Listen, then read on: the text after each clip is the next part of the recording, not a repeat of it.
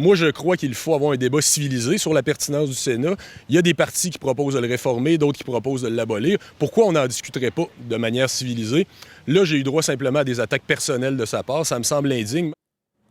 Politique fédérale, Andy, ce candidat du Bloc québécois, affirme avoir été victime d'une tentative d'intimidation. Rien de moins, c'est en lien avec une lettre qu'il a reçue récemment de la part d'un sénateur conservateur.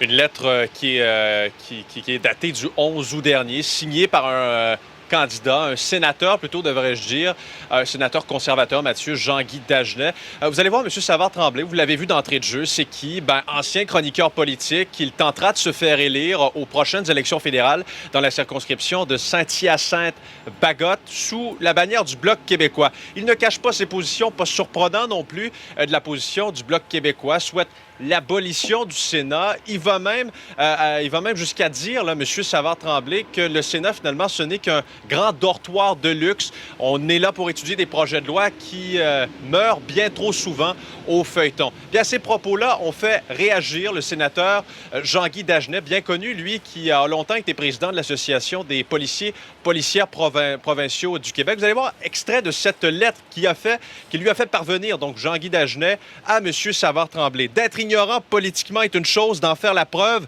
comme vous venez de le faire, démontre que vous êtes bien loin d'avoir les qualités requises pour devenir député.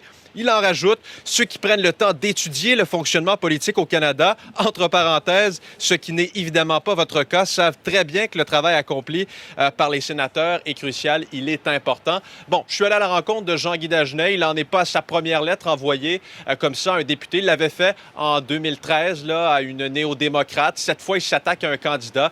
Je vous ai lu des extraits de cette lettre-là, mais M. Dagenet là, est très clair. Il faut absolument qu'on puisse s'exprimer. Il avait raison de le faire, on peut l'entendre. J'ai été interpellé, surtout quand il dit que le Sénat est un dortoir pour les honorables. Et ça, je vous garantis qu'après 8 ans au Sénat, j'ai jamais eu l'impression que j'étais dans un dortoir. Mais ce que je qualifierais, moi, plutôt de dortoir, c'est les députés du Bloc qui se font élire année après année, un parti supposément temporaire, une succursale du Parti québécois, qui s'en vont là pour accumuler des pensions. Et tout simplement, ces pensions-là sont payées par les Canadiens. Pourquoi? Pour détruire le Canada. Alors, quant à moi, venant d'un candidat bloqué, je trouve ça particulièrement choquant. Et avec la venue de Yves-François Blanchet, je pensais que le choix des candidats, serait plus adéquat, mais je considère que ça me laisse perplexe. Visiblement, M. Savard-Tremblay n'a pas la langue dans sa poche quand il qualifie le Sénat de dortoir. N'a-t-il pas le droit quand même de lancer ce débat-là sans être obligé de recevoir une lettre de votre part? Écoutez, moi, je pense que quand les gens vont attaquer l'institution, je vais être là pour défendre l'institution.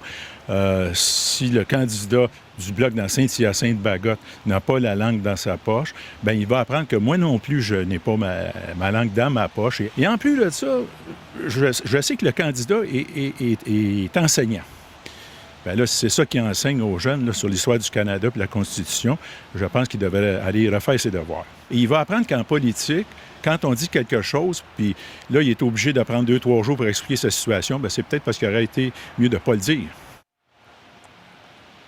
Alors voilà, Mathieu, ça sent les élections. Merci, Andy.